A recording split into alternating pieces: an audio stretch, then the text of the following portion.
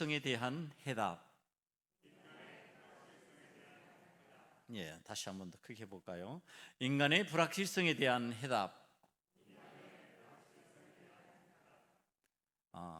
여러분 백과사전을 찾아보면은 이 불확실성이라고 하는 단어를 이렇게 설명하고 있습니다. 미래에 전개될 상황에 대해 정확한 정보를 얻을 수 없거나 어떤 상황이 발생할 가능성을 명확히 측정할 수 없는 상태. 그러니까 지금 계속 나오는 단어가 뭐냐면 상황이에요. 상황. 어떤 상황이 생겼는데 이걸 그 상황에 대처할 방법을 알지 못하는 거예요. 그러니까 오늘 이 땅을 살아가는 코로나19의 사태와 비슷합니다. 자, 일이 일어났어요. 전염병이 돌아요. 그런데 그거에 대처할 수는 백신도 없어요. 명확한 치료약도 없어요. 어쩔 줄을 모르는 거죠. 사람들은 죽어나가는데, 병든 사람들은 고통스럽다고 그러는데 해결 방법이 안 보이는 겁니다. 답답한 겁니다. 오늘 본문 말씀에서 이 사두개인들이 계대 결혼을 얘기해요. 오늘 이 사두개인들이 얘기한 이 방식, 결혼 방식, 형의 아내를 형이 죽었을 때, 자식 없이 죽었을 때 대신 자식을 생산케 만드는 그러한 결혼 방식, 이 계대 결혼을 얘기하면서 자신의 삶에 찾아온 불확실성을 얘기합니다. 그리고 그 불확실성을 가지고 예수님을 공격하는 거예요. 예수님, 우리 삶에 이런 불확실성이 있는데 이 불확실성에 대해서 예수님 대답하실 수 있어요? 예수님 부활에 관해서 말씀하시는데 우리 삶에 이런 불확실성이 생겼을 때 그 부활이라고 하는 것이 과연 해결 방법이에요? 진짜 있어요? 지금 이렇게 묻는 방식입니다. 그러면 이 사두개인들이 묻는 계대 결혼에 관한 이야기를 우리들이 좀 더 알아야만 오늘 여기에 확실한 대답을 하시는 예수님의 음성이 들릴 겁니다. 계대 결혼이라고 하는 것은 신명기 25장 5절에서 10절에 그 내용이 잘 나타나 있습니다. 형제가 동거하는데 그중 하나가 죽고 아들이 없거든 그 죽은 자의 아내는 나가서 타인에게 시집가지 말 것이요 그 남편의 형제가 그에게 들어가서 그를 취하여 아내로 삼아 그의 남편의 형제된 의무를 그에게 다 행할 것이요 그 여인의 낳은 첫 아들로 그 죽은 형제의 후사를 있게 하여 그 이름을 이스라엘 중에서 끊어지지 않게 할 것이니라. 이게 계대 결혼의 방식입니다. 지금 형이 상속자가 없이 죽었다. 그리고 흔적도 이 세상에 왔다가 간 흔적도 없이 그렇게 되게 되었다. 그 흔적이 남아야 되는데 왔다가 간 흔적이 아들로 인해서 남아야 되는데 그 아들이 없다. 그럼 그 아들을 낳게 만들어줘라. 그러므로 그 형의 이름을 멸절시키지 말고 이 세상에 남기도록 해라. 이게 하나님의 선하신 뜻입니다. 성경은 지금 계대 결혼이라는 것을 통하여서 이 땅에 온 생명이 무의미하게 가치 없이 그냥 사라지는 것이 아니라는 것을 가르쳐 주려고 합니다. 그러니까 계대 결혼이 하나님의 뜻을 알려주는 아주 중요한 방식 중에 하나입니다. 오늘 신명기 25장에 나오는 이 말씀이 지금 사두개인들이 예수님을 공격하기 위한 방식으로 인용한 말씀입니다. 끌어들여서 그걸 사용하고 있는 거예요. 그러면서 주장하는 것, 이 주장을 살피기 위해서 과연 사두개인들이 말하는 삶의 불확실성이냐? 분명히 하나님은 은혜를 베푸시기 위해서 우리에게 긍휼을 베푸시고 우리를 이 세상에 그냥 왔다가 가는 존재가 아니라 이름이 남는 존재로 영원히 지속되는, 마치 영생의 삶으로 연결되는 것처럼 우리에게 가치를 부여하시는 그 좋은 은혜의 방법인데, 이게 불확실하다? 하나님의 은혜요? 근데 그게 맞나요? 그게 이루어지나요? 7명의 아들이 있었는데 다 안 되던걸요? 이런 방식으로 지금 얘기하고 있는데, 그것을 점검하기 위해서 성경에 등장하는 계대 결혼에 관한 두 이야기를 우리는 알 필요가 있습니다. 이 신명기 25장에 나와 있는 이 내용을 여호와 하나님께서 계율로 주시기 이전에, 그러니까 이 말씀이 있기 이전에 이 계대 결혼의 방식대로 산 사람이 있습니다. 그리고 이 신명기 25장 이후에 이 계율의 말씀대로 산 사람도 있습니다. 신명기 25장 이전에 산 사람은 야곱의 아들 유다입니다. 야곱의 아들 유다가 아들 셋을 봅니다. 엘, 오난, 셀라입니다. 큰 아들이 결혼을 하는데 이스라엘 족속과 결혼하지 않고 그 가나안 땅에 여인과 결혼합니다. 그의 이름이 다말입니다. 이 가나안 족속은 여호와 하나님께서 들어가서 진멸시켜 버리라고 한 그러한 족속입니다. 그런데 진멸당해야 될 가나안 족속의 여인이 지금 야곱의 가문 속으로 들어왔습니다. 유다의 맏며느리가 된 겁니다. 그런데 이 여인이 들어옴으로써 은혜의 역사가 일어나면 좋은데, 그 남편이 하나님 보시기에 악함으로 죽었습니다. 유다가 선한 마음을 가지고 이 계대 결혼의 방식으로 둘째 아들에게 말합니다. 오나나 들어가서 너희 형수에게 아들이 있게 해라. 계대 결혼시키는 거죠. 그런데 이 오난이 들어가서 그가 그 다말에게, 자기의 형수에게 씨를 뿌리지 않습니다. 땅에 그 씨를 뿌려버립니다. 땅에다 설정을 해버립니다. 왜 그랬느냐? 내 씨가 안 될 건데 뭐, 나의 후손이 안 될 건데 뭐. 자, 여기에 하나님께서 분노하십니다. 하나님께서 그 오난도 죽여버리십니다.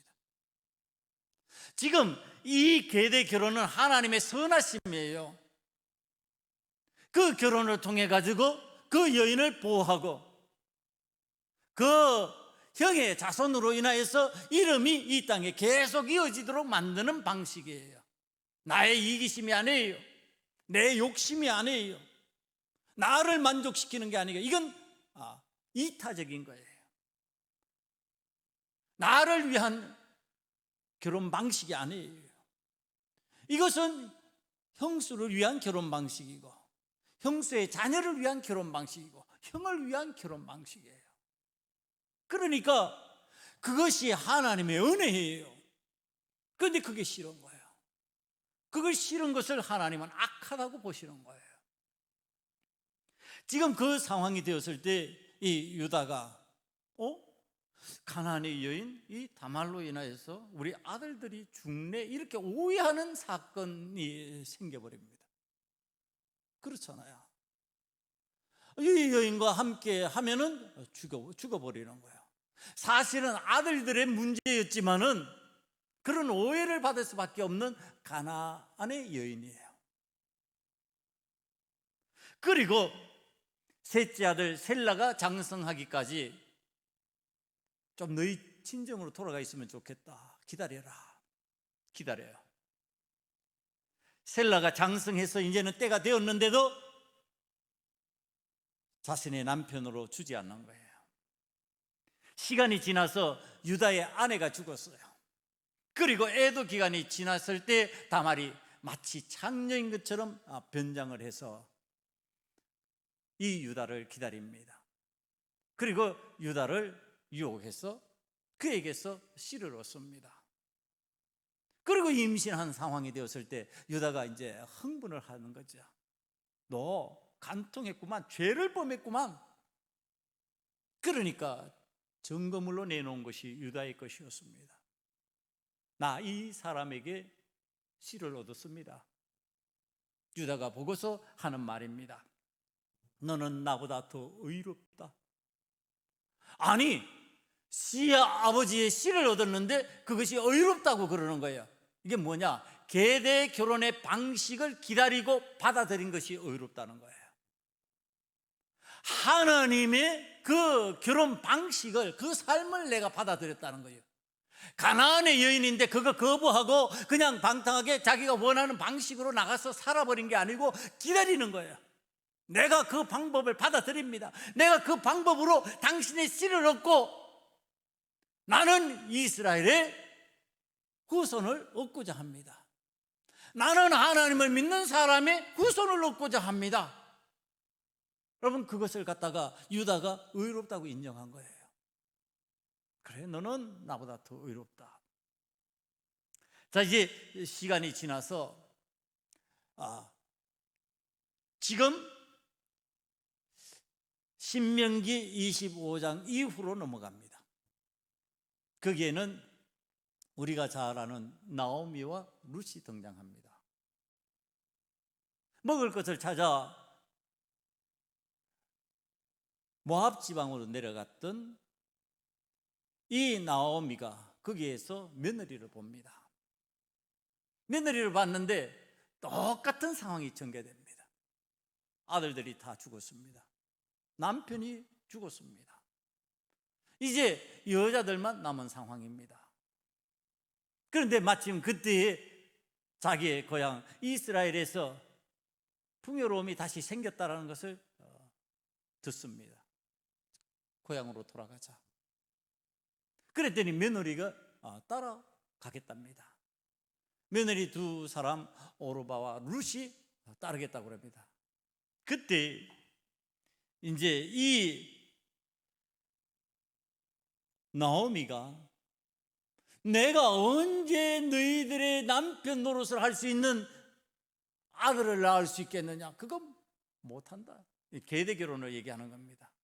그거 나에게 불가능한 일이야. 그러니까 너희 길을 찾아가라. 그때 오르바는 어머니 인사를 하고 떠나갑니다. 그러나 룻은 따라서 이스라엘로 올라옵니다. 이스라엘의 하나님이 나의 하나님, 나의 시어머니 하나님이 나의 하나님이 될 것이고 내가 거기에서 살겠습니다. 그러면서 이루어지는 것이 보아스라는 남자를 만나면서 계대 결혼하는 겁니다. 씨를 물을 수 있는 사람, 기업을 물을 수 있는 사람, 그 사람을 만나서 내가 이스라엘의 후손을 낳겠습니다. 여러분, 이 룻이 결혼을 해서 아들을 낳습니다. 그 아들이 우리가 알고 있는 다윗 왕의 할아버지입니다. 자, 이 두 여인 둘 다 이방 여인들이에요. 이스라엘 족속이 아니에요. 하나님의 은혜와 긍휼을 체험할 수 없는 사람이에요. 진멸되어 버려야 될 사람들이고 이스라엘 공동체에서 외면하는 사람들일 수밖에 없는 사람들이에요. 그런데 이 두 사람이 이스라엘 공동체 속으로 들어올 뿐만 아니라 우리가 아는 대로 다윗의 후손 예수 그리스도의 족보 속으로 들어옵니다. 이 두 사람들 다 다윗 왕과 관련되어서 그의 조상들이 되고 그 다음에 예수 그리스도의 족보 속으로 들어와서 구원의 은혜 속에 들은 공동체의 사람이 되어버립니다. 어머니, 이 놀라운 은혜가 어디에서 임했나요? 분명히 가나안의 여인이요 이방 여인입니다. 모압의 여인이요 가나안의 여인, 이들은 이방의 여인이고 이스라엘의 여인들이 아닙니다. 그런데도 불구하고 그들이 그 속으로 들어오는 그 줄기를 보니까요, 거기에 계대 결혼이 있어요. 하나님께서 결혼하게 하는 방식, 그 방식을 따라서 그곳으로 들어와서 거기에서 그들이 그리스도와 함께하는 족보 속으로 들어가는 은혜를 체험하는 거예요. 이게 하나님의 은혜죠. 이 계대의 결혼을 들여다보니까 그 속에는 하나님의 구원의 약속이 있어요. 너희들의 이름이 영원토록 나와 함께 할 수 있는 믿음의 약속을 따라서 그 믿음을 지키는 사람이 그 속으로 들어올 수 있도록, 그리고 공동체가 그 삶의 방식을 따를 때 희생적인 삶을 살게 되어 있어요.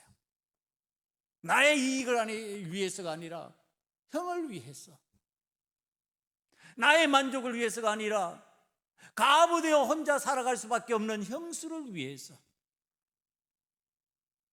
나의 핏줄이지만 나의 핏줄로서의 가치를 발휘하지 못하고 형의 자녀로서의 가치를 발휘할 그 아들을 위해서 그렇게 살아가게 만드는 구조, 공동체를 탄탄하게 만들어서 이 공동체가 희생적이고 섬김의 공동체가 되게 만드시고, 그로 인하여서 나의 유익을 위해서가 아니라 너를 위해서 내가 존재할 수 있다고 하는 가치를 가르쳐주는 결혼 방식이었어요.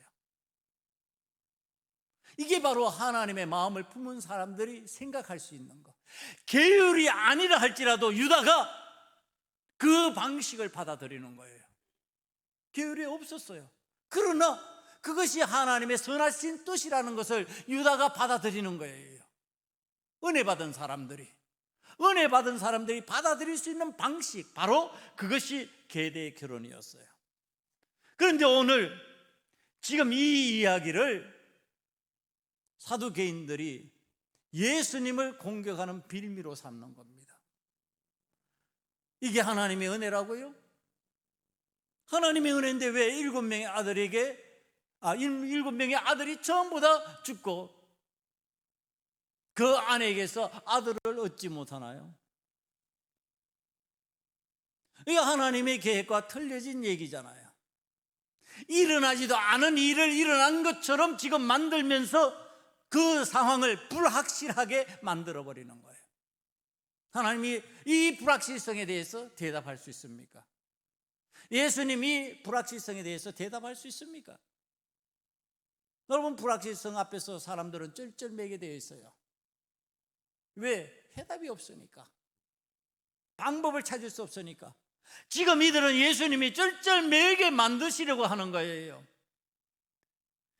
하나님께서는 지금 이 세상에 태어난 것이 은혜가 되게 만들고 그 방법을 따르면은, 그것을 받아들이면은 공동체가 서로를 위해서 사는 탄탄한 공동체가 만들어 주셨는데 이거 되는 거예요? 이거 불확실하잖아요. 이거 안 되는 거 아니에요? 지금 그렇게 얘기하는 겁니다. 이들이 지금 부활의 삶이 없다는 것을 증명하기 위해서 내세운 것이 계대 결혼이에요. 하나님의 은혜로 하나님께서 확실하게 약속해 주신 그 약속을 붙들고 살아가는 믿음의 사람들이 하나님의 약속이 진행되지 않는 것처럼 설명하기 위해서 끌어들인 이야기라는 뜻입니다.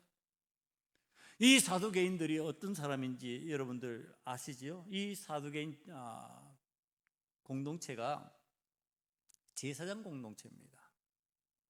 제사장 그룹입니다.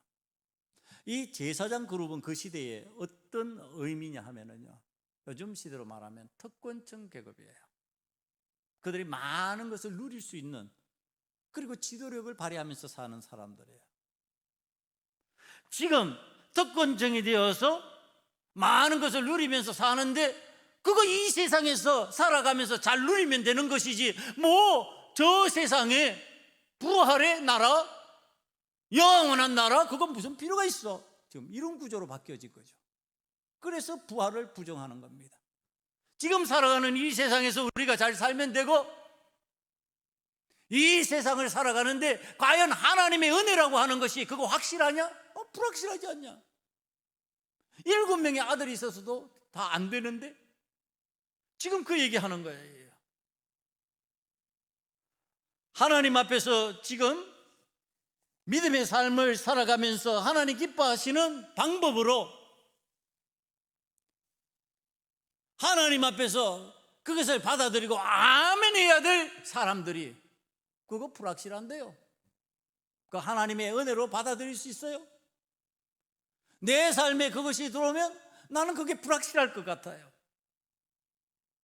하나님의 언약도 세상의 환경과 상황과 조건 아래에서 영향을 받는 거 아니에요? 영향력을 끼치는 게 아니라 영향을 받고 도리어 문제가 되는 거 아니에요? 지금 그거 제시하고 있는 거예요. 오늘 하나님의 계획이 불확실하다고 주장하고 있는 겁니다. 하나님의 뜻이, 그것이 우리의 삶으로 다가왔을 때 그것이 우리의 삶에서 그대로 이루어진다고 하는 보장이 없다는 말을 누가 하고 있는 거예요? 사두개인들이 하고 있는 거예요. 여러분, 하나님의 약속은요, 우리가 깨트리는 것이지 하나님이 깨트리는 게 아니에요. 우리가 하나님의 약속을 믿고 그 믿음대로 나아가면은 가나안의 여인이라 할지라도 모압의 여인이라 할지라도 그 속에 들어와서 은혜를 받고 그 속에서 믿음의 공동체 속으로 들어가 영원히 하나님의 그 족보, 하나님께서 만들어주신 그 족보 속에 남는, 그리스도의 족보 속에 남는 믿음의 사람이 되는 겁니다. 그걸 지금 거부하고 있는 거예요. 안 일어날 일을 불확실한 일로 만들어버리는 상황이에요. 그러면서 그것을 진리라고 말할 수 있냐라고 지금 반문하는 것. 여러분, 이게 누구라고요? 제사장 그룹이라고. 요즘 표현으로 하면은요, 목회자들이잖아요. 요즘 표현으로 하면요, 잘 믿는다고 말하는 사람들이잖아요. 이러면서 우리들이 하나님 앞에서 지금 하라는 게 뭐냐 하면은, 하나님 약속 그거 믿을 수 있어요? 하나님이 은혜를 베푸신다고요? 하나님 긍휼을 베푸신다고요? 그런데 7명의 아들에게서 전혀 후손이 안 나오는데요? 일어나지도 않은 일을 만드는 거예요. 그리고서 지금 그것을 부정하는 겁니다. 그리고서 하나님의 은혜가 없는데 무슨 부활이라고 하는 것도 눈에 보이지 않는데 지금 이 얘기하는 겁니다. 지금 우리가 하나님 앞에서 하나님의 은혜를 체험하려면 믿음의 새 질서가 생긴다고 하는 사실을 우리들이 받아들여야 하는데, 그것이 그냥 받아들여지느냐? 안 받아들여지죠. 예수 그리스도로 말미암아 새로운 질서가 생긴다고 하는 것, 새로운 삶의 구조가 생긴다고 하는 것, 그게 내 삶의 구조로 들어온다는 것, 그게 믿어져야 가나안의 여인이라도 기다릴 줄 알고 모압의 여인이라도 기다릴 줄 아는데 안 믿어지면 못 기다리는 거죠. 믿어져야 기다릴 수 있는 거죠. 믿어지기 위해서 우리가 어때야 될까요? 세례 요한의 눈에는 예수님이 하나님의 아들로 보였습니다. 성령이 비둘기같이 그 머리 위에 임하시는 것이 보였습니다. 영안이 열려서 보이니까 믿어지는 거예요. 여러분, 오늘 우리들이 신앙생활을 하면서 확실한 것이 불확실하게 보이고 하나님의 은혜가 아닌 것처럼 보이는 이유가 어디에 있을까요? 영안이 열리지 않아서 그래요. 육신의 눈으로만 보는 거예요. 세상의 눈으로 보는 거예요.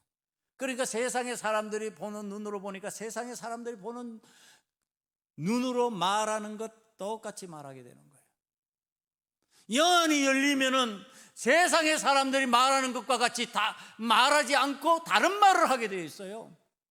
세례 요한이 그 시대의 모든 사람들이 말했던 그 말대로 예수님을 표현하지 않고 저는 하나님의 아들이라고 말할 수 있었던 이유가 영안이 열려서 보였기 때문에 그래요.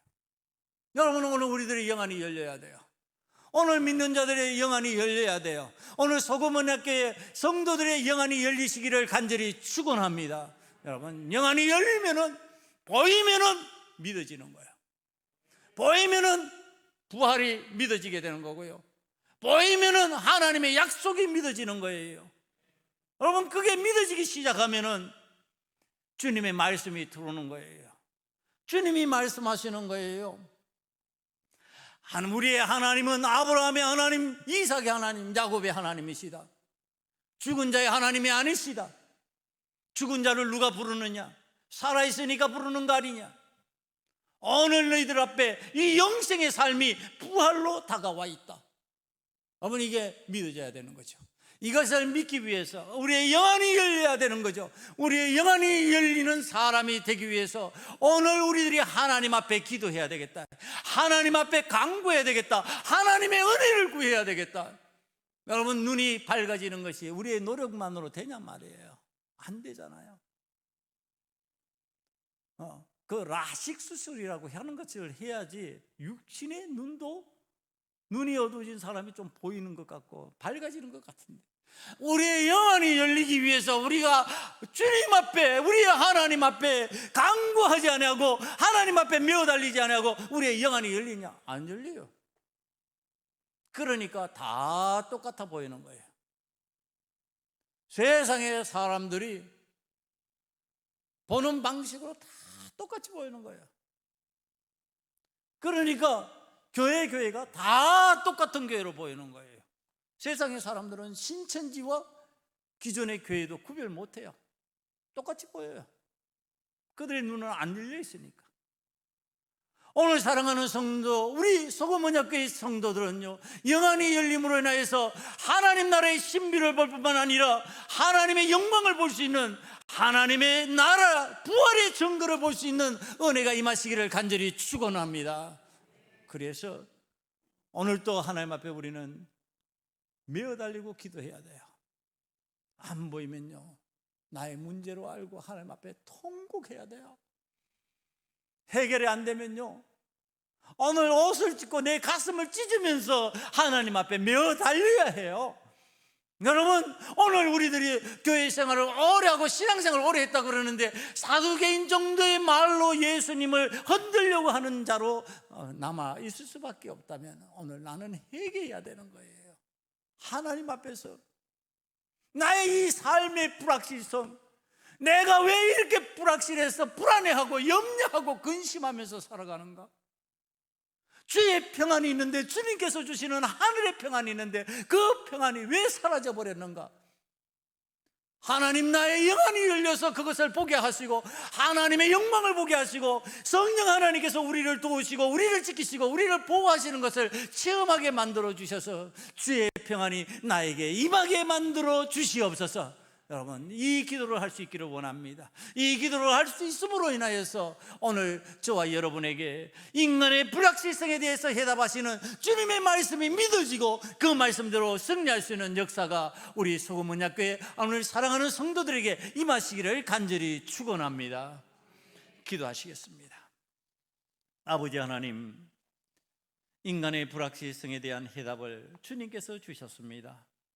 우리는 하나님이 말씀을 하셔서 내 뜻이 아니고 내 생각이 아니면 아니라고 표현하는 그 잘못된 방식, 하나님 앞에서 이제 믿음으로 하나님 앞에 회개하고 저희들이 결단하여 고치는 자가 되기를 원합니다. 그래서 하나님께서 우리에게 긍휼을 베푸셨고 하나님께서 우리를 살리셨다고 고백하며 간증하는 자가 되기를 원하오니 주여, 하나님의 자녀들에게 오늘 믿음의 산 증거 나타나게 만들어 주시옵소서. 예수님 이름으로 감사하며 기도드리옵나이다. 아멘.